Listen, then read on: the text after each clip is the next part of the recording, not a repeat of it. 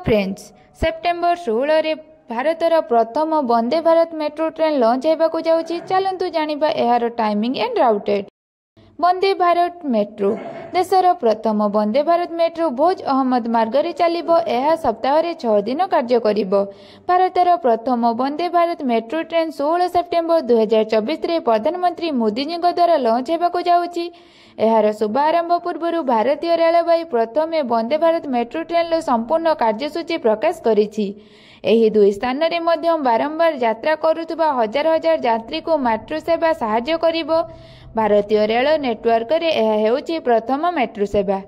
देशर प्रथम वंदे भारत मेट्रो भोज अहमद मार्गरे चलिबो। यह सप्ताह 6 दिन कार्य करिबो।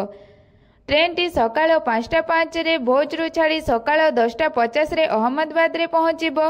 वंदे भारत मेट्रो ट्रेन अहमद रु छाड़ी संध्या 5:30 रे प्रत्यावर्तन यात्रा एवं राति 11:10 रे भोज रे पहुंचिबो। गुजरात भोज एवं अहमदाबाद रे चलाचल करुथुबा एही प्रथम वंदे मेट्रो ट्रेन। वीडियोटी भल लगी कमेंट लाइक शेयर निश्चित करिवे एवं आम चैनल टी